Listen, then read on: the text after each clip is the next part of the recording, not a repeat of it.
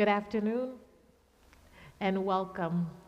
My name is Janice Castle, and I'm excited to welcome both our audience here in person and online to the Hartford Board of Education Candidate Forum.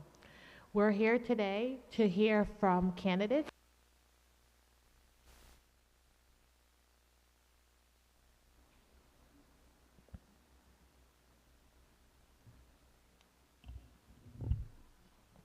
Can you?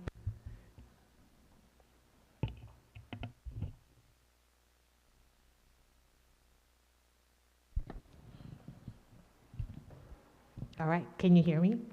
All right, thank you again. And again, welcome to the Board of Education Forum. We're here today joined by candidates who are seeking your vote for positions on the Board of Education for Hartford Public Schools. As you know, currently the polls are open for early voting. You can currently vote at Hartford City Hall up until Election Day on November 4th, where you can also vote in your regular polling locations. We are glad that you joined us today for this important conversation. Education is the key to success. We all know it, we all believe it, and we are here with candidates who are seeking your vote. I am going to ask each of them to do a brief introduction and share with you in 1 to 2 minutes why they are running for office and why they deserve your vote. So we will begin with Tyrone. Thank you, Janet. Good afternoon. My name is Tyrone Walker. Currently, I'm the second vice chair for the Hartford Board of Education. I'm completing my first term as a Board of Ed member, and I thank you for your endorsement and support through my first term, and I'm seeking your support and your vote to continue to serve you as a Board of Ed member. The thing that moves me the most is delivering on our promise for rigorous education and education that's accessible to the young people and the students of Hartford. We want to deliver on that promise. I think in the first term, the board approved new curriculum for reading, and that curriculum has rolled out, and based on the science of reading, it's doing good work, but I think there's opportunity for us to improve access of that education to students, and unleashing our educators to really tailor it and to deliver in ways that can bring more value, more educational attainment for our young people. And I think that centering on educational access and attainment for young people is one of the things that drives me, and it will be an area where I want your support so that I, the board member, can continue to deliver on that promise to deliver rigorous, high-quality education to the young people of this city.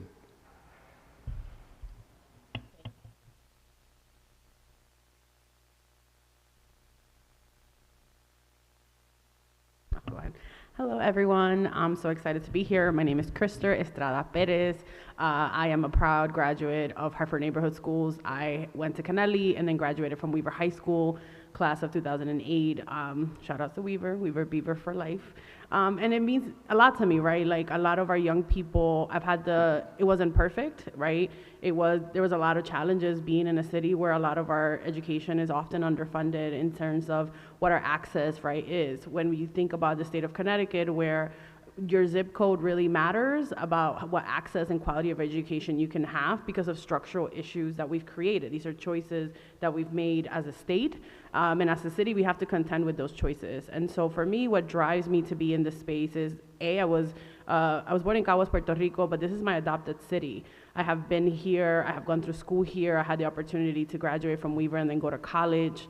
Was a first generation college student, graduated with a ton of debt, just like a lot of my colleagues and friends have, right? And so, but I wanted to stay in the city because often we're told, you get your education, you get out and you leave Hartford. I wholeheartedly reject that notion. We have to stay here because our city has poured so much into us, and it is our turn to pour back into our communities. And to me, that means, for me, it was education. It was our ability, for me, those 8 hours that I spent at school, having experienced so much at home, were times that I can be with friends, that I can have access to things, that I can have some level of support from adults around me. And it takes a village, and that village for me was often found in the schools that we are a part of.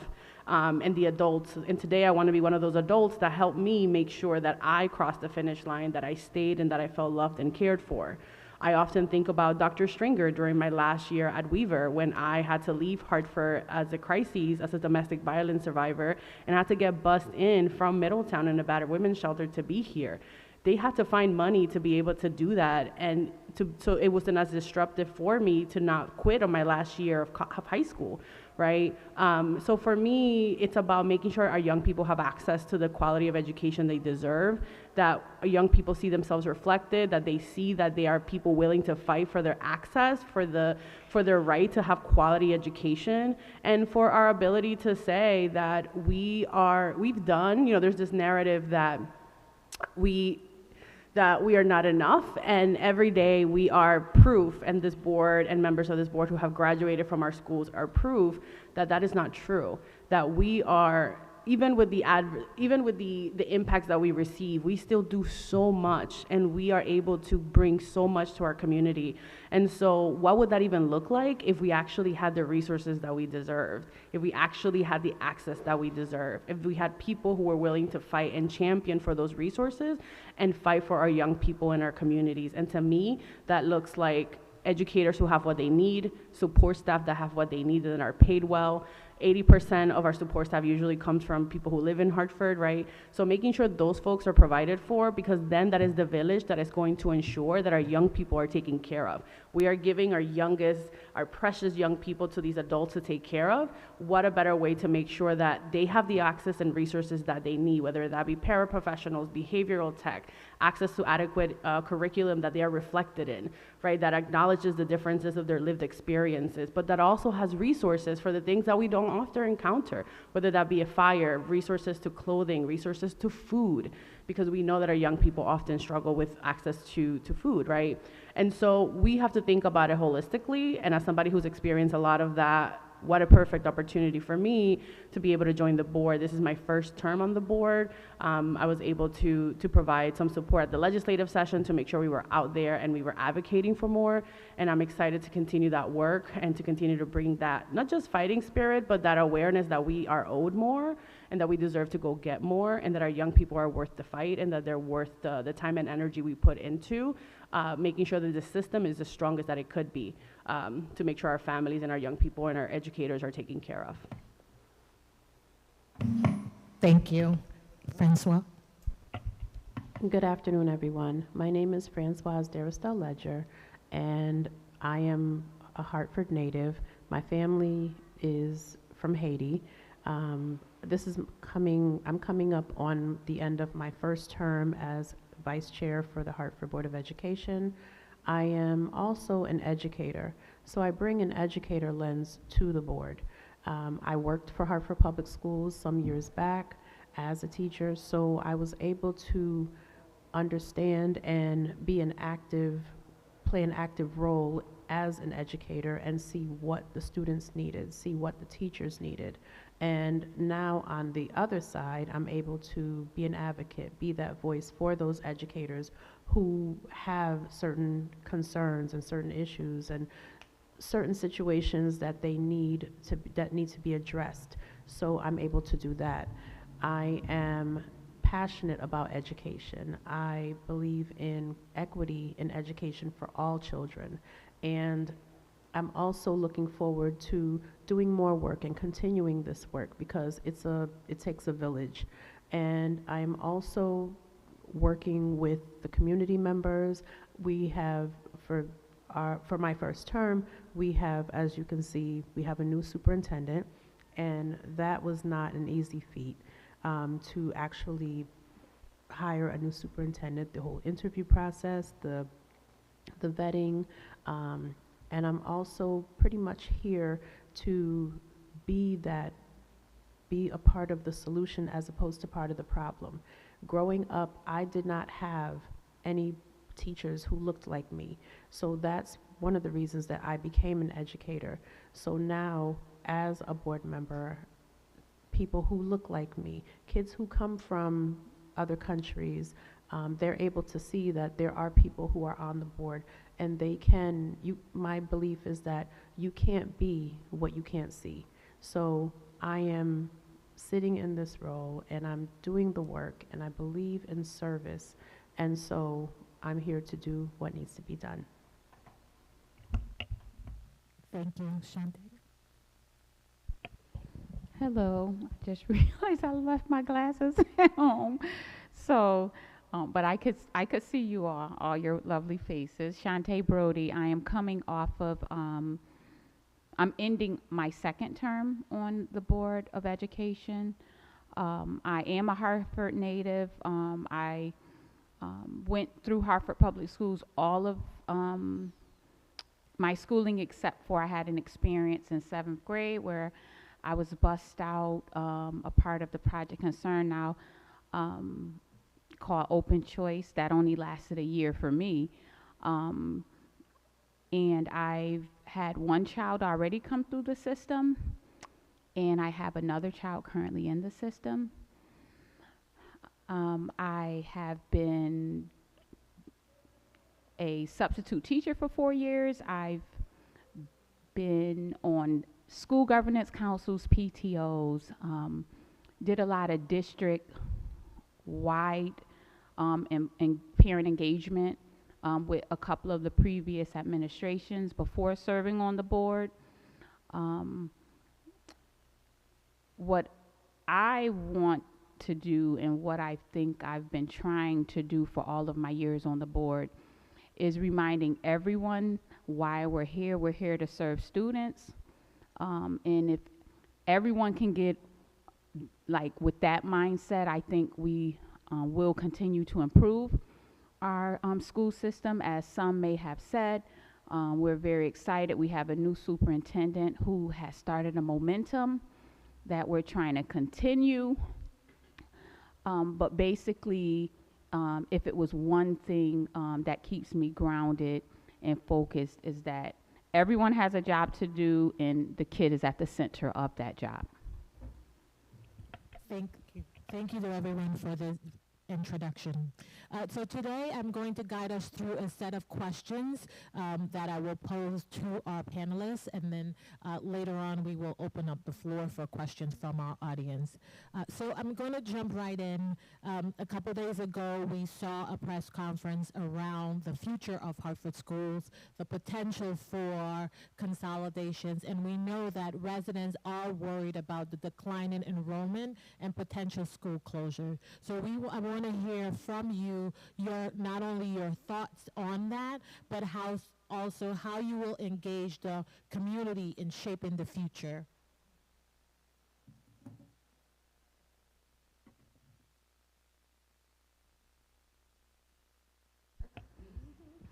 Okay, so you jump right on in. I thought that question was going to come a little later on, but we there, like, okay. So just to be clear, consolidation, which I don't like the term consolidation, is actually school closure. Let's be clear. That is not the job of anyone other than these 4 people you see sitting here and 4 others that are appointed. It's not the job of the mayor.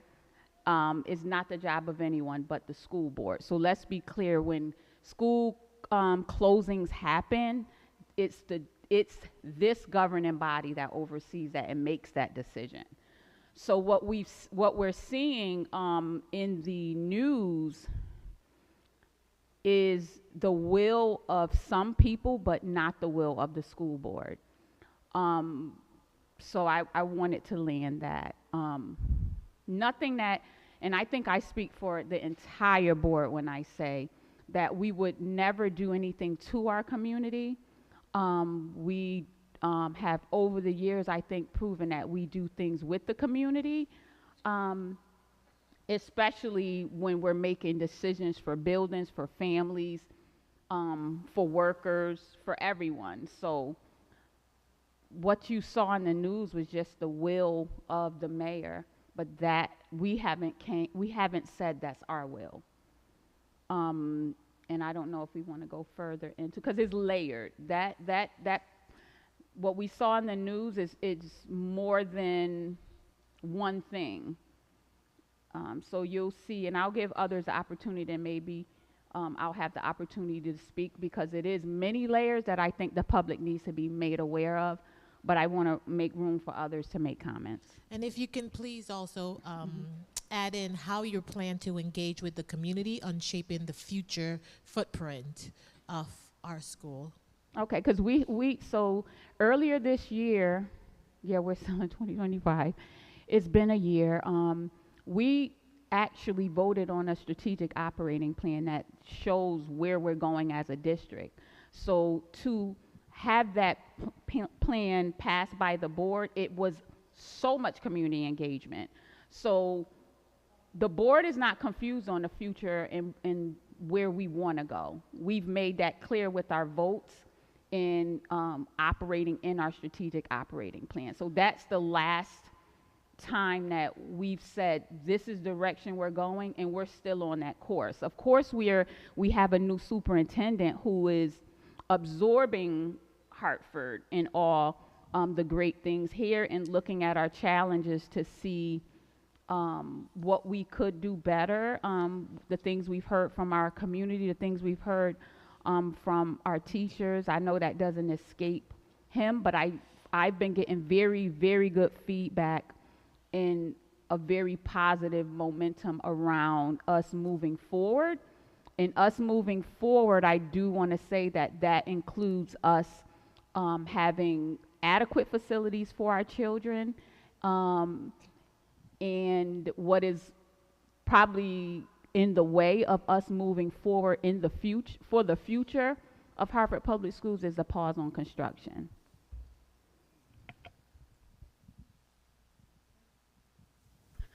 I mean, I think for me, the question about school consolidation or school closures is nothing that I think we have to be really strategic about how we approach this conversation, because we can do a lot of damage to our communities if we are rash about taking an action. Hartford Public Schools is not an easy system. We have a lot of layers that intervene in how we can maneuver, right? We have SCHEF, we have money for schools that have already been renovated, we have schools that are pending renovation, and some of them have been paused. So this is a very complicated system that requires the intention, and requires data, and it requires a thorough process, right? To even begin to think about what is school consolidation or closures. And ultimately where I land is the why. Right? Why is it? It's not just enrollment, right? Part of the enrollment conversation is the reality of the fact that we need buildings that our young people, and access to resources that our young people, we should be attracting them to stay in our city. We should be attracting our young people and our families to stay in our city, and to choose to stay in Hartford Public Schools.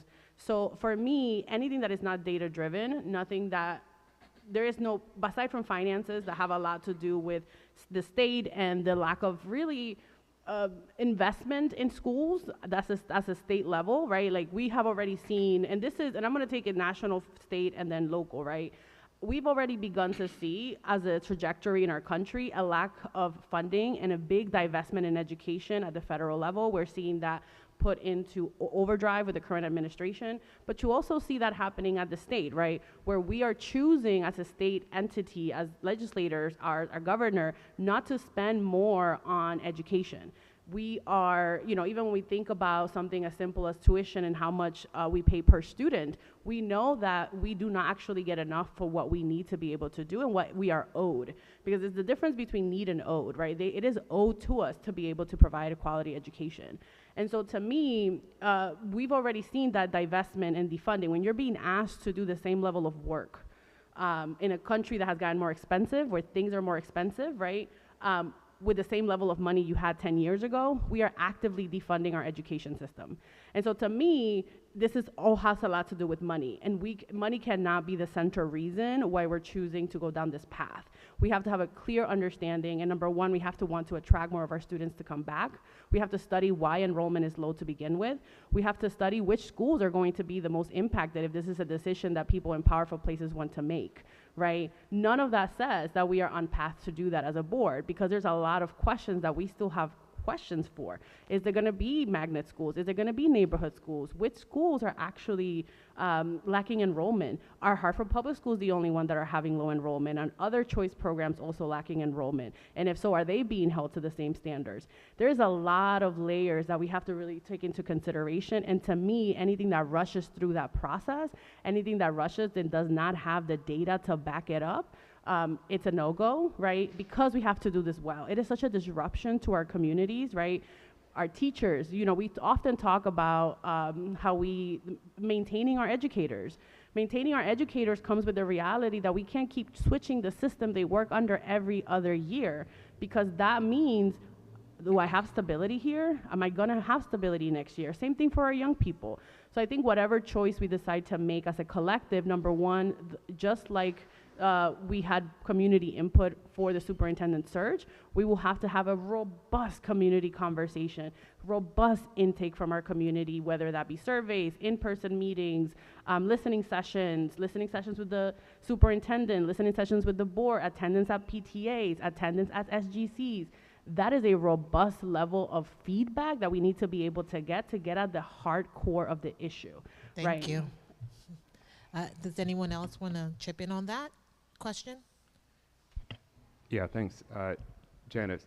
I wanted to lift up that we are seeing from our CFO this year that the number of students enrolled in Hartford Public Schools has declined this year.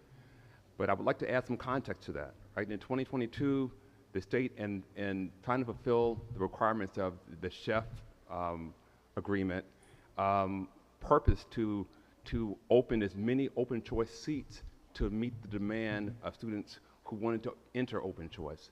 And so we've seen upwards to 2,000 plus seats open in that open choice space in the last few years. So it shouldn't be surprising if more and more seats are opened and you're marketing to young people that they're going to move to these opportunities. And so I want you to know that when we looked at our cost structure, right, as much as we have needs in Hartford, it's not just that running Hartford costs money. Yes, that's true.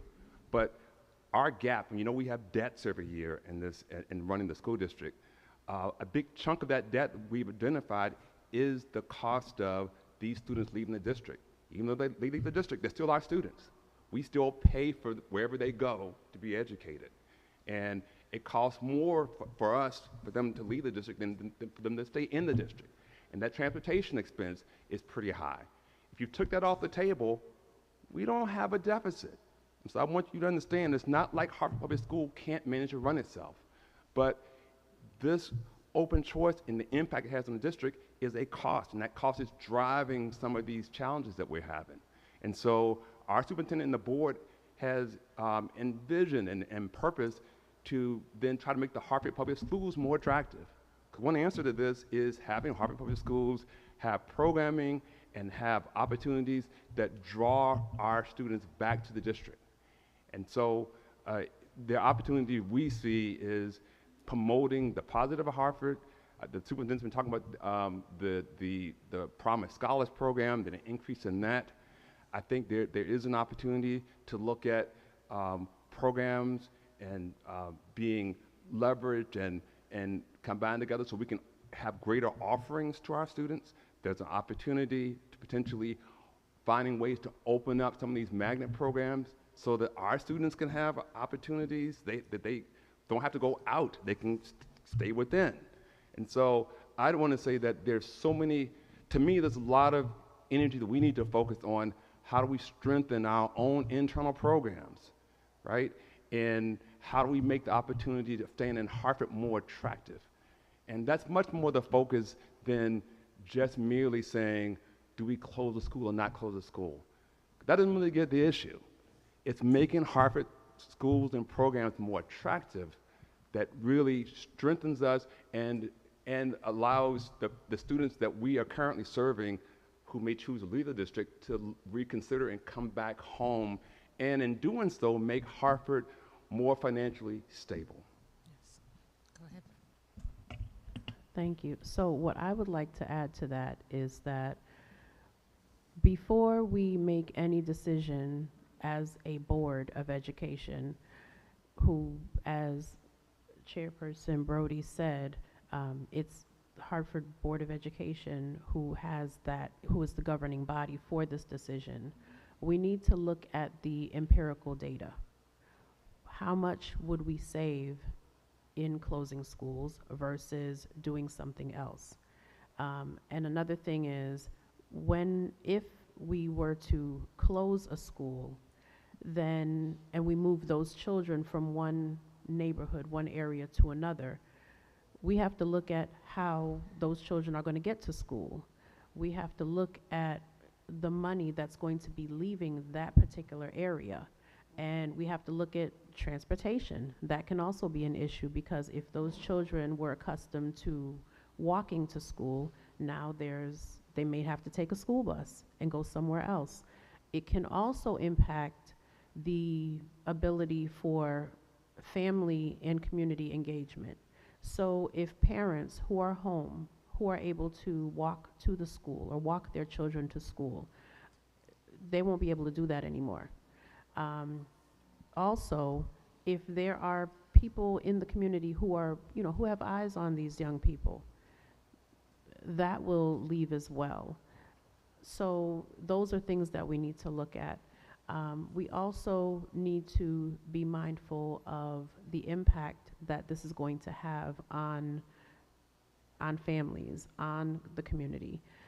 One thing I wanted to say is that if you have teachers who are invested in the children, in the young people, and I always call them children because they're all children, they're our children as an educator. If they are invested in the children, in the community, then they will do, with the resources that they are given, and also with support from the community, they will do what needs to be done to have those children want to be in school. All those children want to be educated. Children want to be in school. Children want to feel that their community is growing. And one thing I want to say is, another thing that I want to say is, as a child who, I didn't attend Hartford Public Schools. I attended Catholic school as a child growing up, but I lived in Hartford my whole life. My family looked at, it was called Project Concern at the time, so the open choice program, in having the opportunity to leave the community and go to a school outside of the district, whether it's, I won't say names of districts because I don't want cities, because I don't want to target anyone, but say they were able to go somewhere farther away. That means that child, that would have meant that I would have had to wake up extra early and get placed on a bus. Now, I'm not sure if people are aware, but a lot of problems, a lot of behavior problems, a lot of bullying. Bullying is a very big problem, which is a growing problem. A lot of these behaviors take place on the school bus. So children get up extra early, they get on these buses, they have to go perhaps a farther distance.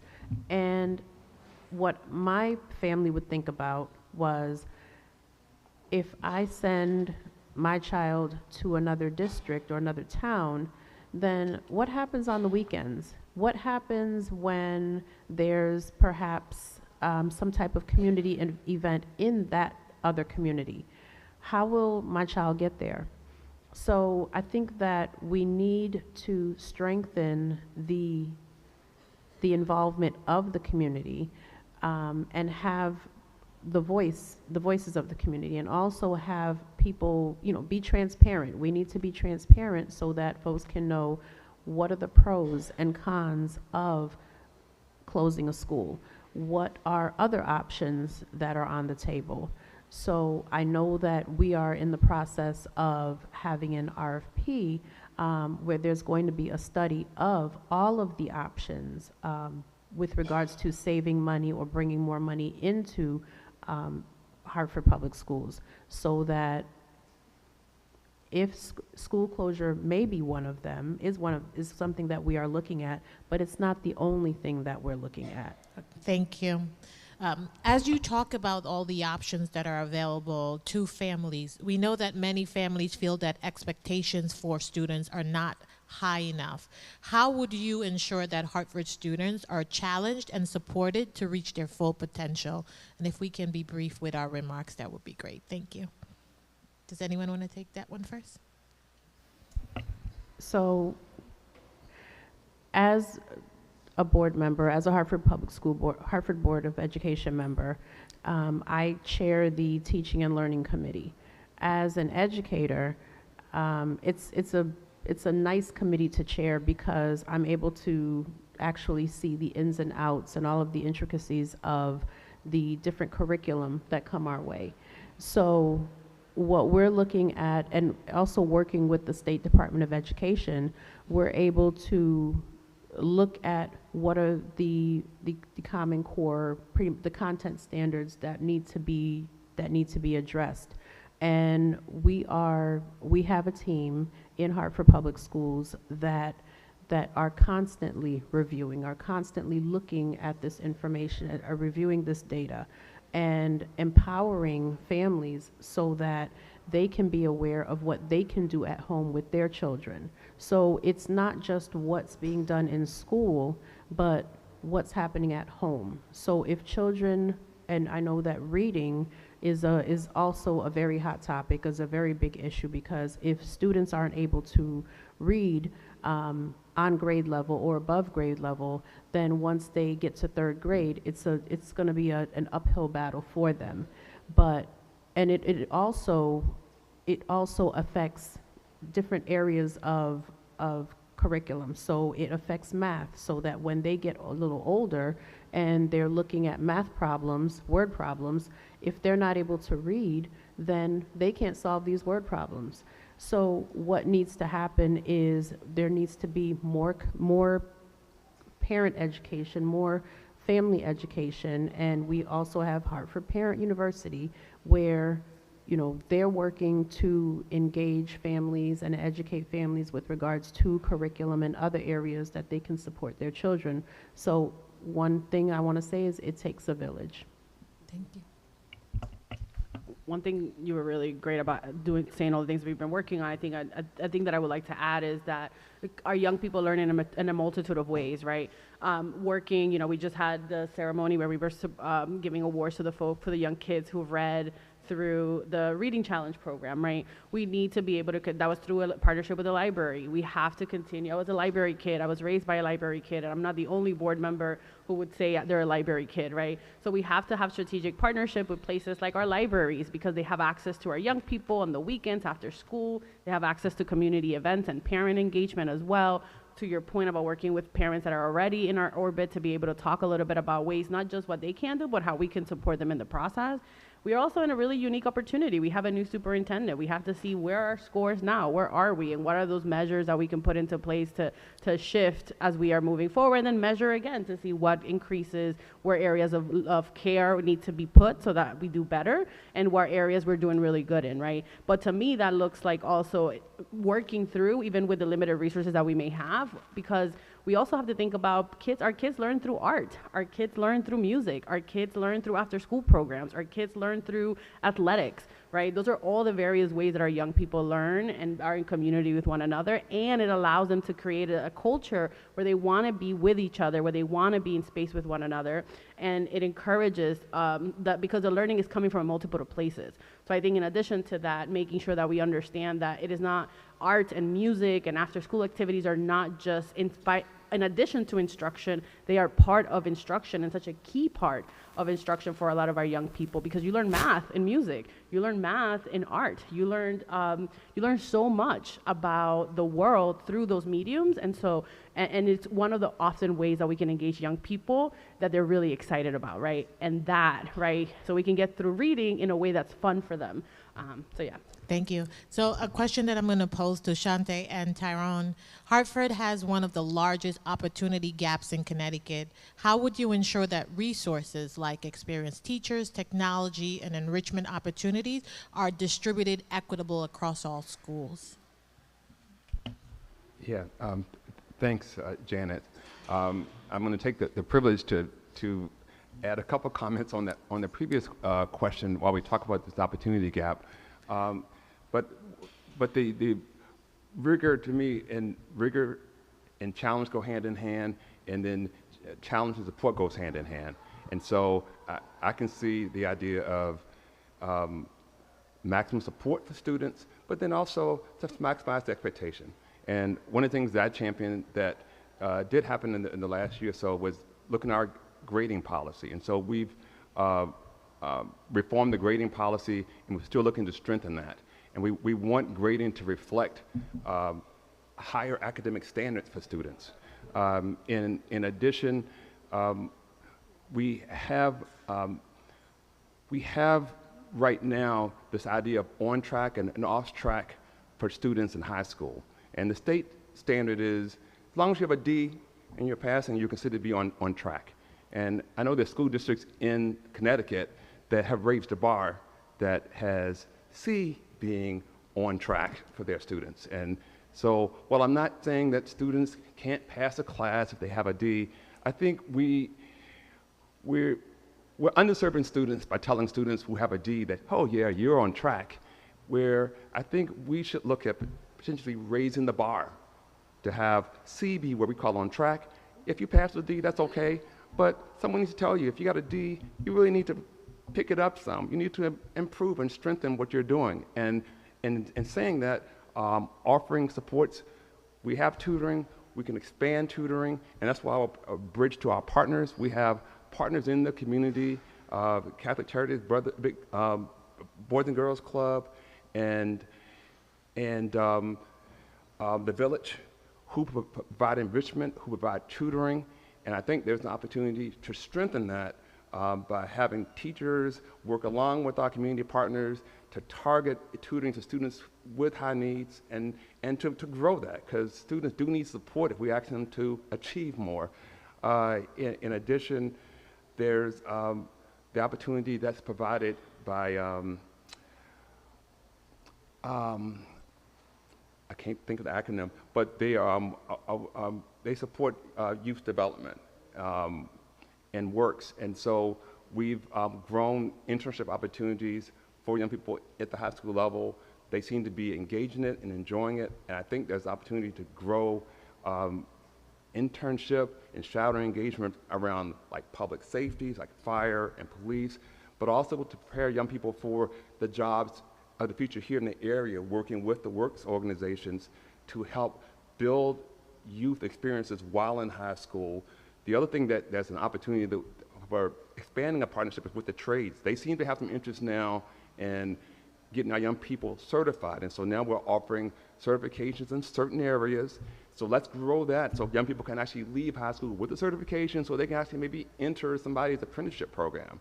So I'm hoping I'm answering where I think we can target some partnerships that also kind of maps into, let's expect more from young people, but let's give them more support so they can get there and reach those goals that we want them to obtain for themselves. Thank you.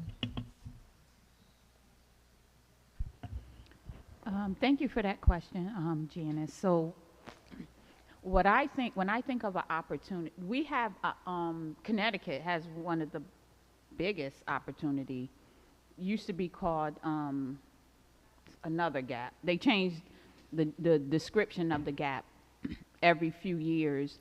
But as long as we have a state of Connecticut, and as long as we have a city that is not going to say, when they look at their budget, the one thing that they're going to do is make sure schools are properly funded, that Hartford Public Schools is properly funded, we will continue to have that gap.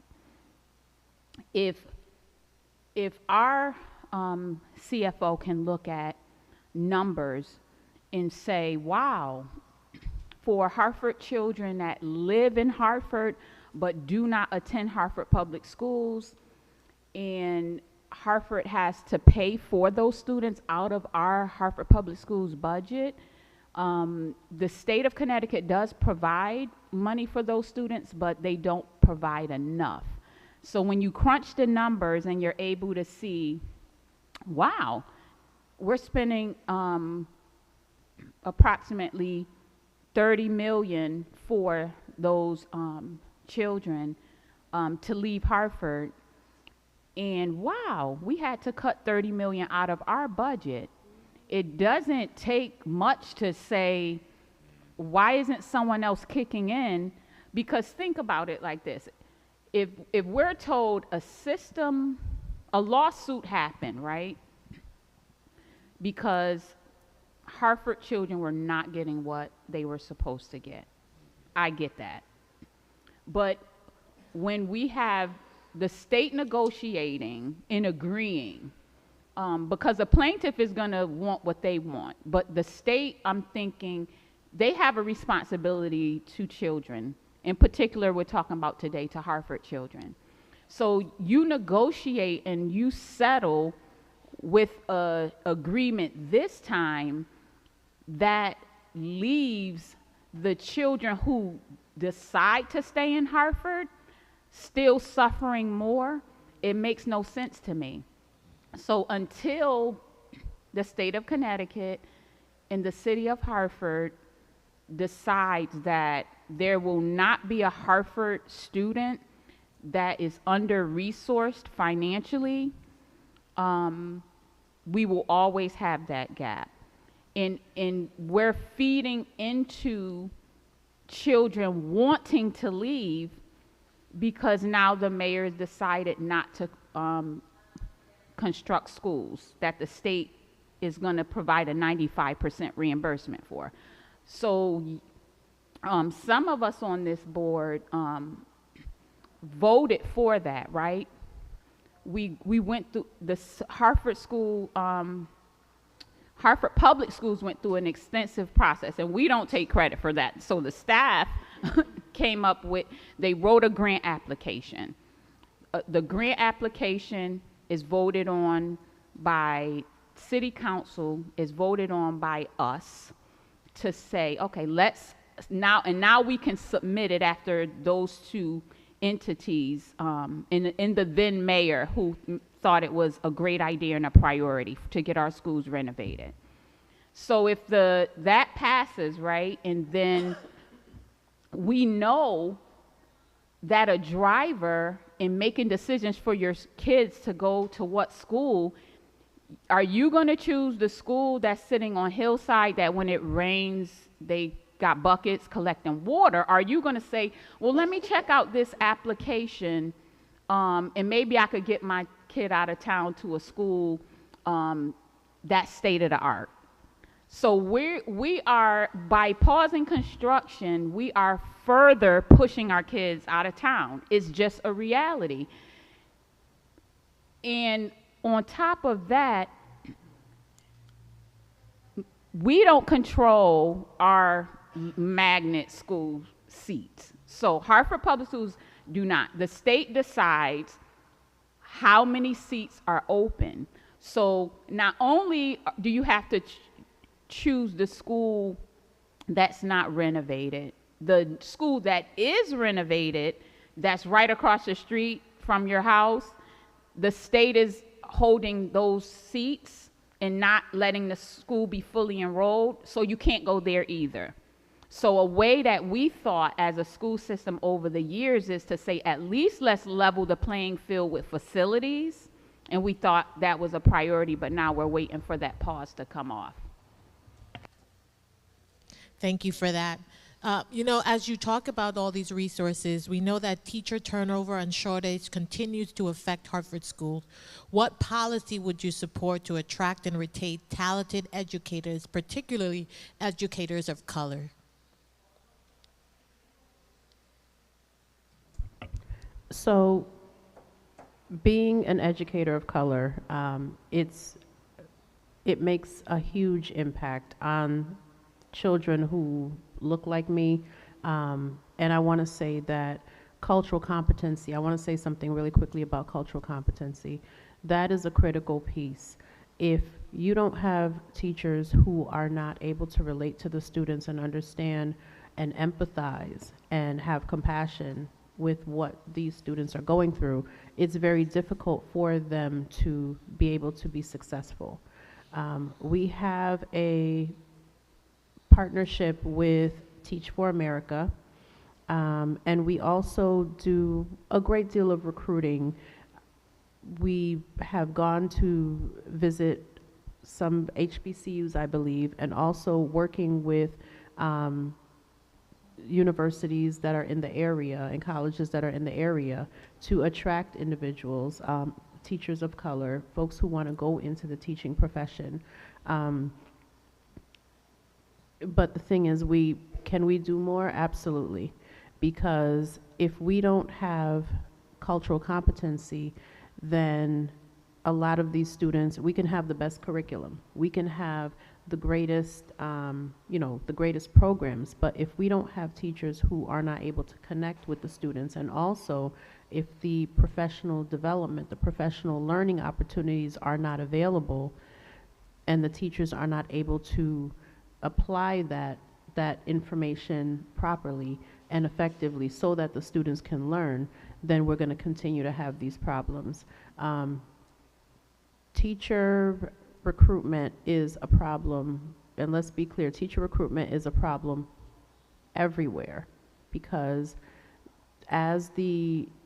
with COVID, a lot of educators left the profession. However, there's a huge teacher shortage, so we need to address the teacher shortage, and also incorporate the teachers of color piece.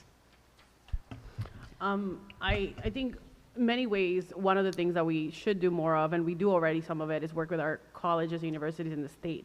One of the big contributors to the teacher shortage in general are three ways, right? One of those things is the fund, like money, how much educators get paid in comparison to how much money they have to get in student debt to be able to go to get their degree and their certification. And if you want to do special education, or if you want to have a more of an emphasis or a master's degree, that costs more money. So the amount of money that educators are getting in versus the amount of money they have to pay out even for something as simple as student debt, which is what allows them to teach, that's something that as a state we have to take a hold of, because teachers are not going to want to go into that level of debt not to be able to get compensated and be able to take care of themselves, right? And we know this is not just a problem in Connecticut, we know this is a problem writ large, because we continue to devalue and defund education, whether that be early childhood, K through 12, and higher ed. So that's one of those things, right? That is particularly true for folks of color who have been traditionally left out of economic justice, right? We tend to have to borrow more every step of the process when we're in higher education. We end up graduating with more student debt. That's particularly true for Black women and Black educators, right? So in order for us, we have to tackle the reality of it cannot be that expensive to become an educator, and we have to be working for solutions beyond the Board of Education as a state to see what we can do. And that means partnering with our local colleges and universities to see what can be done about that, what programs can be done to lessen that load. The other part of it is resources and access to support systems, right? When I worked in K through 12 education, I did a lot of equity in education work, where I got to go through different parts of the state to talk to different educators about racism, colonization, and inequities in the schools, right? Whether that inequity showed up in the fact that white teachers treated their students of color in predominantly white spaces, or the ways in which our students were not seen or are reflected in the educators or the curriculum, right? But what's also true is that when you go to certain districts or certain places, their lack of support staff because of the lack of funding is also an issue, right? We need to have more paras that are better paid. We need more behavioral techs that are better paid. We need more access to special education teachers, which is the same issue with our certification for just other teachers as well that we need to address. Right? And so part of that is creating a system that acknowledges those support systems are equally as important as educators, because it allows our main educators to do their work. Behavioral techs being there, paraprofessional supports being there, reading instruction support being there, translation services being there, those things allow our educators to actually do the work that they do and lessen the burnout, therefore lessen the transition and the need to quit the field. A lot of our educators quit the field because they are burnt out, and that is across the spectrum across the United States and in Connecticut because we've defunded education so much. So we need to create an environment where our educators are supported so that, and even if we can't get to it right away, we can have a short-term, medium-term, and long-term strategy about how we approach this to make sure that those folks get what they need with what we have, right? But I think looking at the bigger issue of inequities in general and what stops teachers of color and what stops teachers in particular, their recruitment, addressing that, right? And then addressing material realities of what we can control, which is how much we pay our folks, how much support in professional development that they have, how much support they feel they have from their administrators, how much support they feel like they have from their Board of Education and they're being listened to. So I'll keep it short, but that's a little bit of what I would think would support that, and particularly recruitment of educators, and particularly recruitment of educators of color. I see Shantae has it. And just to the audience, I'll be coming to you if you have any questions once they've had a chance to respond to this one. Okay, I don't think we've done some things. Excuse me. We have maybe a 6% vacancy rate. That's huge. So a lot of work has been done. We've been putting the pressure on as board members about recruitment strategies and not always going to contractors for our staff, but to actually have our own staff. Also, in our most recent teacher negotiation, the pay for a first-year teacher has increased. So all of those things did happen last year. So a lot of work was done last year to make us better. Right now, we have sort of a good problem in that we are having to decide. We have more staff than we anticipated for the amount of students. We lost 1,400 students because of the Chef versus the state lawsuit that opened up more seats in the suburbs. So we want to stop that because we're improving on that staffing.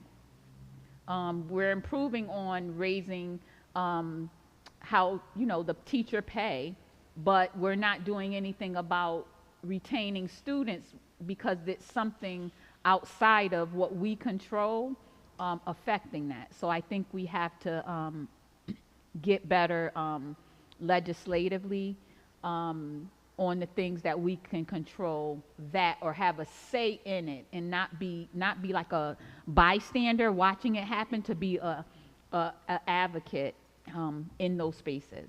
Okay. Thank you, Tyrone. Great. Thanks, Janet. I want to second what Board Chair Brody just mentioned. I do think increasing teacher salaries and increasing starting salaries for special ed teachers in addition definitely has helped recruitment. I did want to target the minority teacher aspect.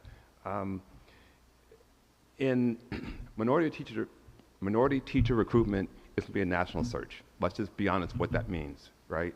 We're not going to find everyone we need right here local. And so if we're going to recruit talented teachers of color from around the region or from the nation, one, we've got to have certification be streamlined and easier to obtain here in the state.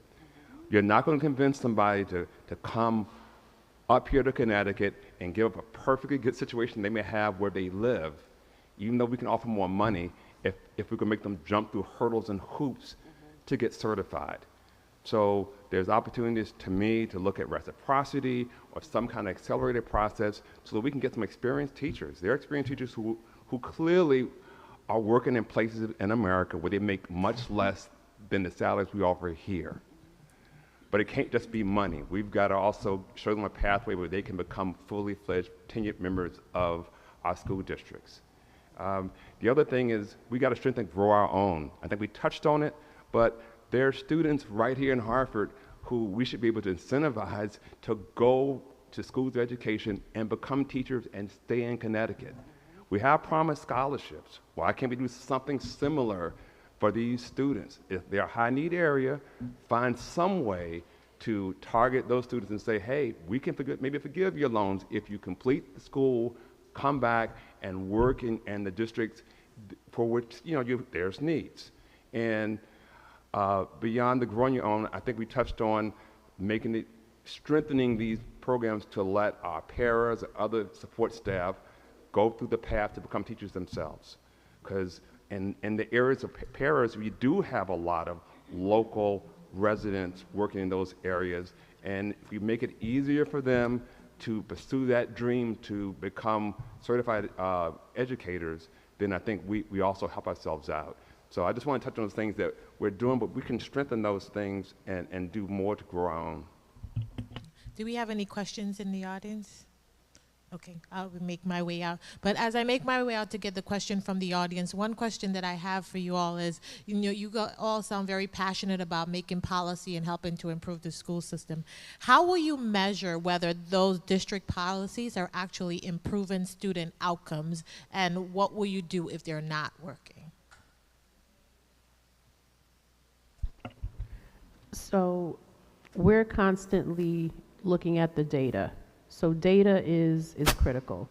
And we can compare our data for Hartford Public Schools to other districts, other towns by looking at EdSite, which is a website where all of the information from every public school district in Connecticut, you can go to it. And I'm going to put in a little plug for GHAAA, which is Connecticut Association of Boards of Education. They actually work with parents, work with community members, work with individuals, whoever wants to learn on how to use EdSite, so that they can be able to empower themselves and see, okay, what is this district doing? How many teachers of color do they have? How many students of color do they have compared to white students? And also, what they can do is, as we get the data, if there's something that we need to revisit, then whether it's the curriculum, whether it's professional development, how much professional development has been given to these teachers with the curriculum that they're working with. Another thing is, if we look at behaviors and we look at mental health, what kind of mental health services are our students receiving? Let's look at poverty. Let's look at housing. We have to look at the whole picture, the whole child. And if one thing I can say is, you can have curriculum, you can have the teachers, but if students are hungry, if students are tired, if students are not well, they cannot learn. Does anybody else want to?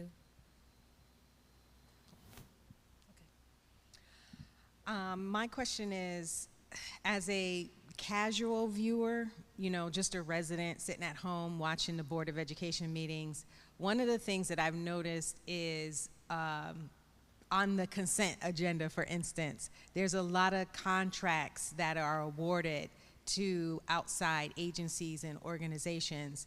Some of them, I wonder, why aren't we doing those things ourselves? So I was just wondering if any, and this is to anyone, if you can speak to that. It's just a wondering that I have when I'm sitting there watching the board meeting and I hear a 6-figure number being awarded to an entity, and I'm like, well, is there a way that we internally, like within the administration, that could be done instead of sending that money to an outside organization? Can you, just to come back, if you can give us an example? She don't have to give any examples. One of my pet peeves was, and you could run the tape back, if it has a contract on the consent agenda previously, because we didn't have any contracts per se, this month, I never voted for it, or I asked for it to be pulled out of the consent agenda. And reasons why they make it to consent agenda, because everything that we vote on has gone through committee. So if there's a general consensus in committee that we flushed it out, members were comfortable, it usually lands there. But I just do not like any contract on consent. Because not every board member is a member of the committee. So will they have, and it just doesn't look right, like pull it out of consent. Why was it in consent in the first place? But to the question, I've always asked, if this agency that finds paraprofessionals, right? They found them so they can contract with us. Why couldn't we find them? They're the same people. So I was always confused about that. We're contracting with an agency to find us substitute teachers or paraprofessionals, and we're not doing it. Realizing, though, a reality is, over the years, central office has been cut. So we've been asking a lot of our staff to do more, and we're not paying them anymore. So we have to understand that reality. But if they can find the people, we can find the people. Because if there are people, there are employees as opposed to contracting. But there are some nationally known positions, one being a speech pathologist, that there's a shortage all over the nation. So and a lot of those services are done virtually. It's just not a lot of people in those professions, and that's why some of those are contracted out. Lastly, I will say that I've advocated to put it in, if we're contracting with you and you're finding us staff, it should be something that says, because a lot of those contracts will be like, you can't hire them. I think I had a pretty good fight to get included, that it is something written in that after however long we can offer them employment to become our employees. So that's some of the things that we've tried to do to make it more palatable, but we contract out a lot, and it's not something that I don't think any of us really want to do. But in certain situations, there are shortages all over the nations, and we don't have a choice, because we have to provide a lot of those services to our special needs students that's written in their IEP. So to be in compliance with their IEP, we have to give the service. So it's like, that's how we end up in those situations. So, yeah, I want to add to that. So, Board Member Brody talked about pulling conduct out the consent agenda. So, as a board member, I'm going to once again say, let's take that on and see if we can challenge ourselves to take all contracts out of consent, right? To at least give voice to what they are. And to directly answer your question, what I seem to be focusing on are these contract continuations. We have partners that have done great work with the district, and I can think about a few right now where they're on their 9th, 10th, or 11th, in essence, continuation. And so where I think there's an opportunity for us is to begin to challenge us as a district to at least address, are we trying to build capacity, right? If someone's been doing something for us, like the rule of thumb we used to have, like, if you borrow from me, that's fine. If I got to borrow from you twice, then it's like, maybe I need my own. If we've been continuing with somebody for 10, 11 years, maybe there's an opportunity that we actually need that capacity in the district ourselves. And I think that's one thing right now we're not asking or challenging ourselves. It won't mean we get there tomorrow, but the example that Board Member Brody brought up was about speech and language pathologists. I got challenged on that by somebody, because that's a $3 to $5 million contract every year. And the question I got is, okay, after so many years, can you guys challenge yourselves to go either find or grow your own or do something for that kind of money to go, because she's right, that's not an overnight thing. But right now, there's no evidence to me that we're doing a lot of active things to grow that capacity, so eventually we can hire our own speech and language pathologists, even if it takes 5 or 8 years to actually make that a reality. You got to start somewhere. And so I say maybe we can take on those couple of challenges to the board. Thank you. I have a question, and I guess any one of you board members can answer it. The other day, the mayor had a press conference, still kind of trying to figure out what the press conference was about, because I was in a meeting and had the privilege to videotape and meet the superintendent. The superintendent apparently, along with you board members, seems to have a very different approach and agenda to what the future of the Hartford school system is going to look like. I also want to say something else. Being an activist and an advocate in North End Hartford, what I can say with all assurity is 90% of the mothers and the fathers that I knew in that area got up every single day, sometimes 4 o'clock in the morning, to get their child up, to go to a school, sometimes 20, 30, 40 miles away, because they wanted their child to have the same education in this city that was not being offered to them. So I know this is about politics. I know this is about money. I know you talked about taking away money because this system seems to be devalued, but it's only devalued until they start talking about money. So what are you going to do collectively to work as a board and to work with the superintendent to make sure things are done legally, that you just can't not reconstruct or revitalize or renovate the schools, and that money that's already allocated, 95% of that money is used for the purposes, because every parent I know wants to get up and send their child to the school across the street. And because this happened, and I know Chef versus O'Neill, there was unintended consequences, it just destroyed neighborhoods. It really did. It destroyed community. So what can you do to work with the superintendent to make sure that, first of all, things are done legally, that the mayor just does not come with whoever he's working with and just take away something that the Hartford school system deserves, and that's to have schools that compete with every other school system in this state?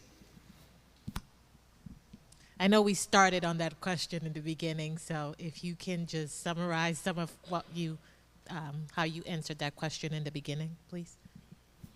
Or any one of you. You want to go first?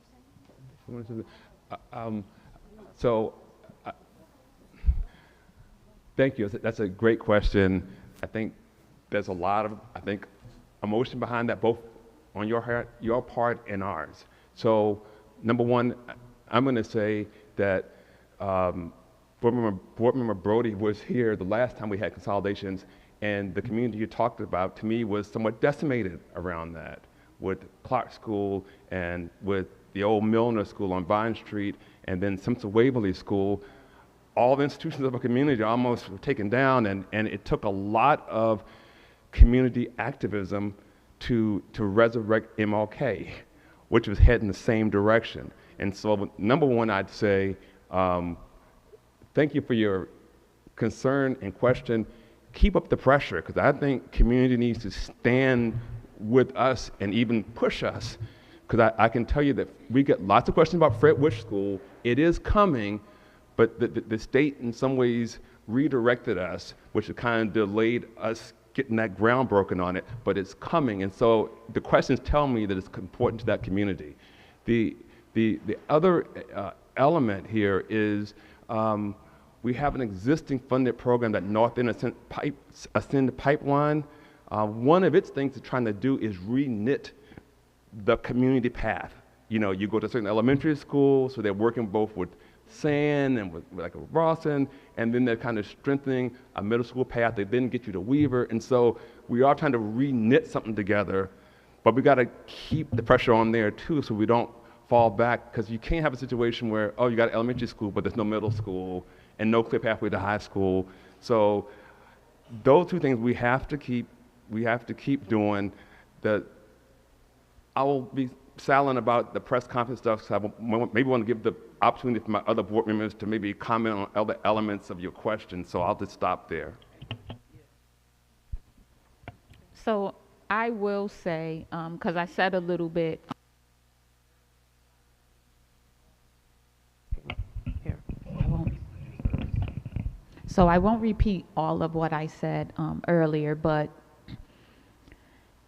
what we have to be very careful of is what's being said publicly. What's being said publicly is we don't even have enough students in our schools to fill a football team. That's a lie. We haven't mismanaged any funds. We've had a state audit, and the only thing they found was $400,000, which we could possibly save with eliminating a couple positions that they felt were heavy. So we've passed a state audit. If we just gotta, when people make statements, we have to challenge them on their statements. We have, in my opinion, I just feel like Hartford Public Schools is always under attack. If you say you want to close a school and join school communities together to make, I think it was saying a center of excellence. We have many centers of excellence. So it was said as if we don't have a center of, we have students graduating every year with a couple semesters worth of college credits. But what we're trying to create through school construction is leveling the playing field. I'm not going to sit up here and pretend like the north end of Hartford did not take an extreme blow in the last district model of excellence, where we created middle schools again, because middle school students were not getting the proper attention. So we're not going to pretend that our community didn't take a blow. We got some good things. We got Weaver done over. We got MLK. We can't credit that to anyone though, but kind of like our neighborhood activists that were speaking and advocating for that. But I just want for everyone to understand the heaviness of what pausing construction does. It puts a bullseye on the schools that have not been reconstructed. And it further doesn't add up when the state has already approved 95% reimbursement. So we have to start asking the questions of why would we do that? Lastly, I'll say, if we're so-called, what I heard during the press conference is creating centers of excellence. So the thought is you propose to close a school and those children in that school go to another school. If you go into some of our neighborhood schools, we know the challenges we face because we know the communities we live in. We know the parents' struggles. We know all of the systematic things that just are in our neighborhoods. So if we know that, and that's in school A and in school B, we're gonna compound that in one space and think we're gonna create a center of excellence. It's a fairy tale. It makes no sense. So our job has always been we know what's in our schools and we know what we need to improve on, and we know our successes and we know our shining stars. We're not confused about that at all. But we know what improvements we need to do, but we have a brand new superintendent. So imagine you take this new job, you're excited, you're touring the city, people are on with you, like it's people that I know that were harsh critics of Hartford Public Schools, but after understanding and learning the vision of our new superintendent, they're now back in. They're like, I'm pressing the on button, I'm back on with Hartford Public Schools. So while you're at the height of that, he hasn't even fully evaluated. He's done some evaluations, made some changes along the way, but you don't even give him a chance to do a full evaluation, and you're creating this false narrative of Hartford Public Schools to kind of snuff out the light that finally got lit again. So we have to be dedicated to saying those truths of what Hartford Public Schools really is, and not making anyone think that we don't have centers of excellence. My daughter graduated from Hartford Public Schools. When she went to school, she had already 1 year of college credits from high school. What we want to do, though, is make that equitable among all students. And we did that last year, right? We had some schools that were very heavy on access to advanced placement classes and stuff, and we did some leveling out. It was some communities that weren't happy about it, but it was some communities that were very happy about it because now they were going to be getting more opportunities. So please do research and talk to us about what is or is not in our school system, and not listen to a press conference because it is very misleading. If I can add, I think what's really key too is separation of powers, right? Separation of powers in our municipal government. The Board of Education, even though it has 5 appointed, it has 4 elected and 9 total board members. Our charge is to worry about the Board of Education and our schools. We have to be able to be in partnership to do so. Not one person has a unilateral decision about what happens, certainly not an executive branch. An executive branch, a city council, and Board of Ed members should be working to talk about these things, and to, I think, Chairwoman's point about, Brody's point about being thorough. We have a new mayor, a new superintendent who are new to our running these big systems in our city.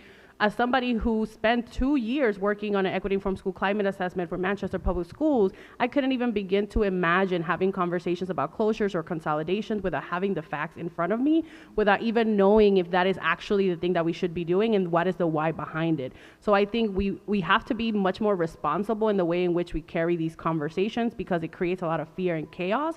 There is a separation of powers here that has to be respected, and we're seeing that it doesn't often get respected at the national level. We cannot recreate that in the Hartford, we cannot recreate that in our municipal levels, right? And so we have to be able to say, we're going to make this decision that is going to impact our communities, and we know, because it's already happened, right, that it disproportionately impacts Black communities and Latino working class communities, particularly Black communities in the North End. As a graduate of Weaver, people had to fight to keep Weaver open, right, which was heartbreaking to us who graduated from Weaver, the fact that that was even an option, right? And so I think we have to be much more responsible about the way we have conversations about closures, whether we have conversations about consolidations, and when we're having press conferences, or when we're having conversations on how to move forward. Because there are 3 different branches of municipal government here that have to work together, and without having the compiled data to know that this is the right approach, we are really being irresponsible in the way we move forward, because most of us are new to the roles that we are leading, and we are leading a complex system that has lawsuits on top of state mandates, on top of municipal mandates, that we have to thoroughly understand, that our superintendent has to thoroughly understand. To your point about making sure it's legal, we have to become experts quickly about these systems and the way that they interlap with one another. So we have to be much more clear that we are not creating chaos, and that we're actually working together and honoring the fact that there is a separation in municipal government, and that is there for a reason. Did you? Yes, thank you.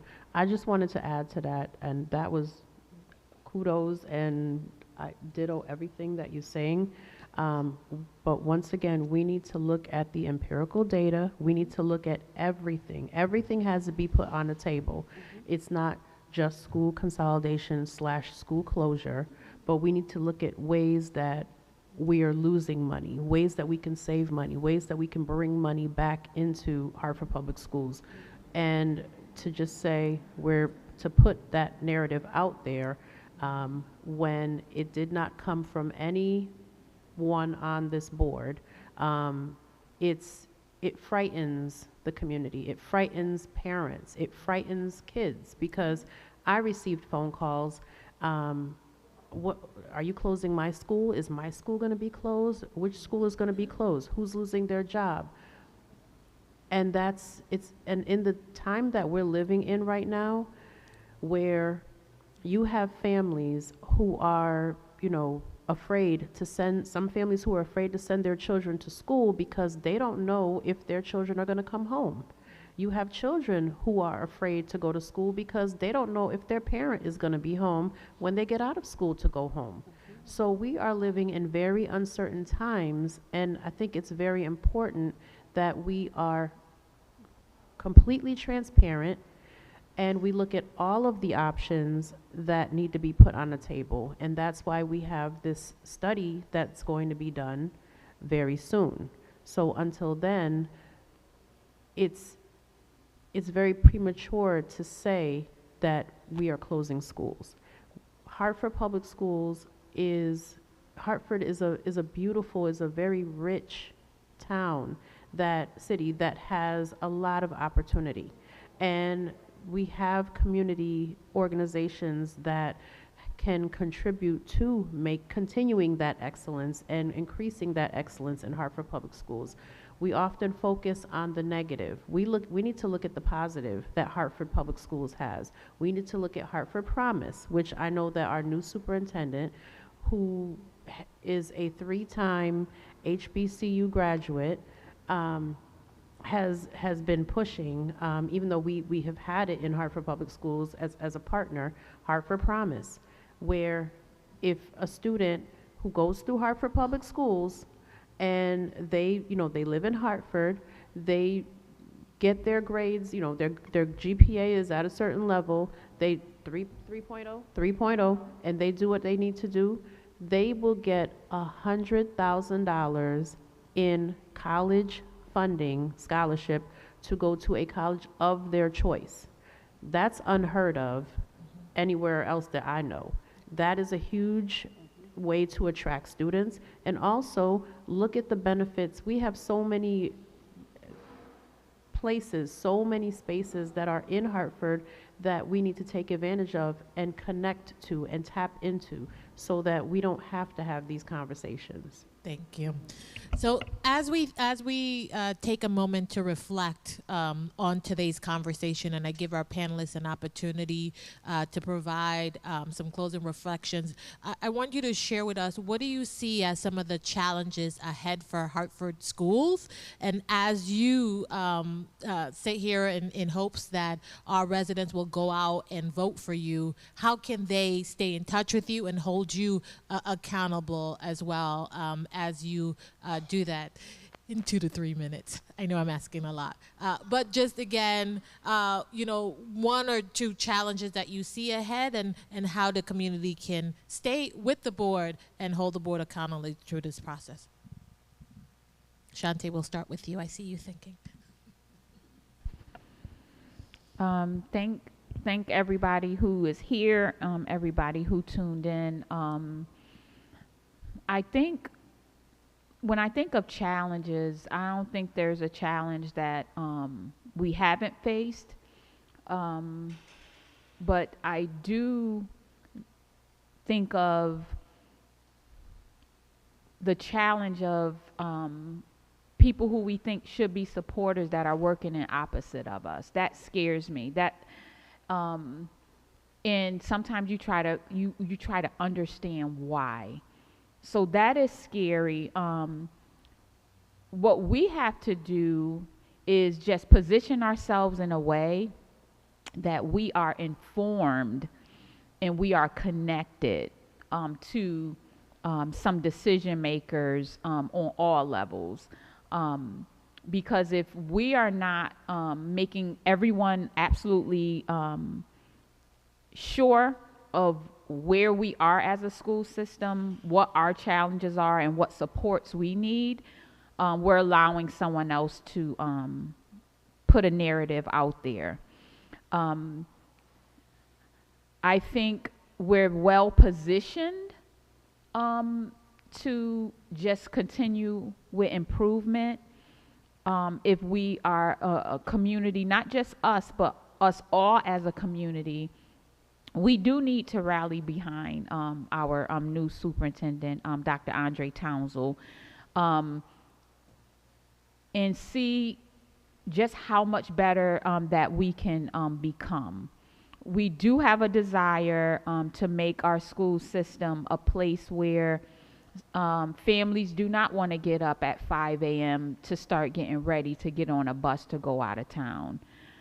We do want that to be our reality. So I'm just asking the community, because when I think of the challenges, I think the challenges are more people than anything. So, and that's sad to say, because I think we have a blueprint that existed that through the new superintendent. Your mic, please use the other mic. I do feel that we are going, like we're moving in the right direction. We just need everyone to get on board with Hartford Public Schools. And last thing I'll say is that one of the things I heard at the press conference was an invitation to a table to decide what happens in Hartford Public Schools. The school board, we are the table. I don't care, you can create whatever table you want, but we are the table. So we're asking you to come to the table, the governing body that is responsible for making choices, and help us do it well. We will work with anyone who wants to contribute, but I found that very funny, like even rejecting certain people. If you don't want to do this, you don't come to the table. This is the table. We have 4 other people that make up this table, that we are willing to work with everyone to make this school system better and better each year. So just join with us. We want you to be more excited about Hartford Public Schools, because now I think we're being led in a way that we can do some great things. Thank you. Francois? Thank you. And what I would like to add to that is, and also, I encourage everyone, come to a Hartford Board of Education meeting every 3rd Tuesday at 5:30 usually it's at MD Fox on Weathersfield, Franklin Avenue? Maple Avenue, south end of Hartford. Every 3rd Tuesday of the month, 5:30 p.m., please feel free to come to a Hartford Board of Education meeting. There is an opportunity for public comment. And if you want your voice to be heard, if you have a concern, come and sign up and speak. You have 3 minutes and uninterrupted. And, we read this narrative, if you, go past your 3 minutes, there's this little bell that rings and everything. But you have an opportunity to sit at a table that is specifically there for you so that your voice can be heard. Any concern that you have, if you want to say something positive, if there's something negative, any concern, please come. And if you see that something good is happening, come and talk about it. And oftentimes there may be things that we don't know about. We don't know what's happening. We don't have all of the information. But if you bring that information to us and say, you know what, there's a squeaky wheel here. There's like something that let's say it's a tire. If you come to a Board of Education meeting and you say, I noticed this tire is losing some air, then we can address it. We can make sure that air is put in that tire so that that tire is functioning as it should. But if you see that that tire is losing air and you wait until that tire is completely flat to the point where the tire is like you're riding on the rims, and then the rim is damaged, and then you have that tire has to be completely removed and replaced. That's a problem. So transparency, communication. We are here. We're ready to engage. Please come. Also, if you are a parent or if you are a caregiver and your child attends Hartford Public Schools, we have PTOs, we have PTAs. Please join.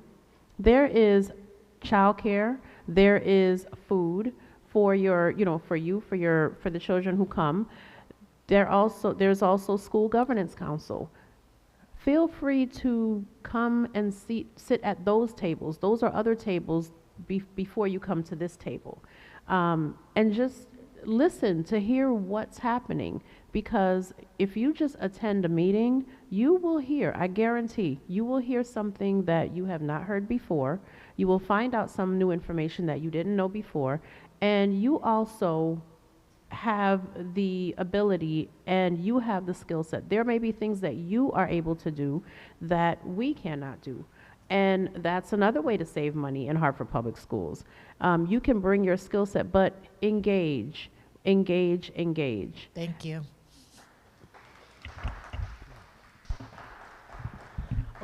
It is my absolute pleasure to be in this position. And I think part of what to me looks like accountability is, you know, I am your board member. If you vote for me and I'm your elected official, even if you don't vote for me, I'm your elected official when it comes to Board of Education stuff. My goal has always been, I come from the background of organizing and advocacy, so I've jumped the table to the other side of the policymaker, right? But that comes with a recognition of the importance of what community advocacy, organizing, and power building looks like. And with the best way, I think, when it comes to accountability, not just for ourselves, right? But if you're really passionate about conversations that we're going to be having, right? We know that the powers that be, there's agendas that are being made right now, whether at the national, state, or municipal level. We have to be able to fight those collectively. And the way that we hold each other accountable is by making sure that our community is holding us accountable, so we can turn around and say, our community this is not what they want. And this is where I've heard it from. Part of my job is to make sure that I am meeting you all where you are all at, right? To making sure that I am accessible to you all. We all have emails. Please email us if there's a listening session you need us to attend, or you need us to attend. Part of my job has always been to also connect to the parents we already have by attending the SGCs. One of the things that we've undertaking is making sure that we're visiting and that we're there, so that where you are, we are, right? If there are listening sessions that we need to put into place so that you are coming through and so that we're listening to you. Coming to the Board of Ed meetings is extremely important because we are taking notes and we are taking action on the things that we can and putting bullet points on the things that we need to come together to figure out together, right? And I hope as part of this work is that we begin to heal the relationship between our elected officials and the way that we do business in Hartford, because there has to be a level of transparency and a level of give and take, right? In the sense, like, yes, there's some parameters that we have to abide by, but there's so much power that we leave on the table. And part of that power that we leave on the table is the reality that there's more that we can do. I come from this work for fighting for public education. I am a firm advocate of public education, and I believe that every single one of us should have a right to a public education that is well-funded, well-resourced, and that it does not discriminate based on your zip code, your gender, your identity, your racial demographics, or where you live. And so for me, that looks like us being with you all in community spaces. It means you creating a space where you're welcome. We've always had translations at our Board of Education's meeting to at least Spanish, because we know how important that is for our communities, right? That is not something that is an afterthought, it's something that is always present. When we knew ICE we know ICE is a problem at the national level and at the state level. We immediately came together to figure out what policies do we have in place so we're not reactive, but we're actually being proactive. So I think for us, it's about how do we band together to make sure that we're listening to you all, that you understand the constraints that we may have. How do we work together to overcome those constraints for what the betterment of our young people look like?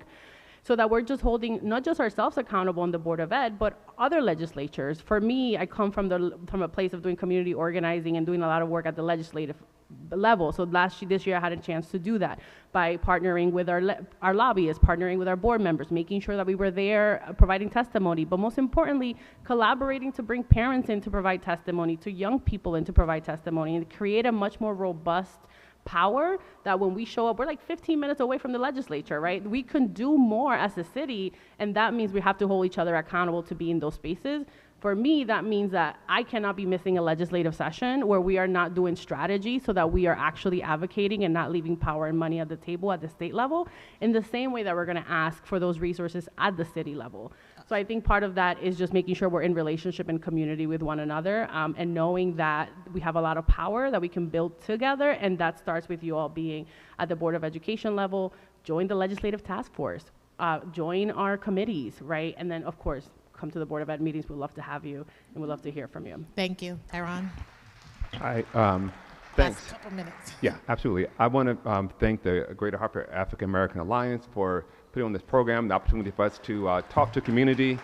And the through line is we've shared with you at this moment, we need to hear from you. And we've heard that at a monthly meeting. And so we're, as a board, are going to create more vehicles to talk to you. Beyond the board meeting, want us to extend community meetings and sessions, advisory groups, ways to let you talk to us more. We've also heard that you want your school-based experience to encourage your engagement.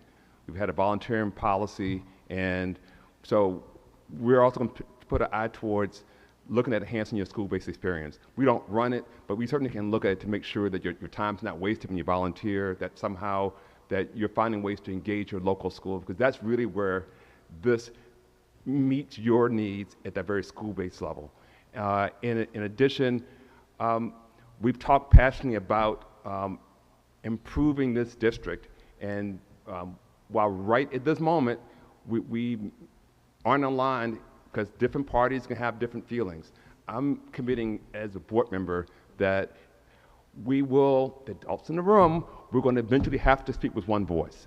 That at some point, both the executive, the board, and the council, we're going to have to speak with one voice, because there's no way for us to advocate at a state level, city level, at national level, really, on behalf of our district, if we can't get to one voice. And so I'm going to put out there that we are going to get there. It's work, but we will get there, because that's why you are depending on us to represent your interest.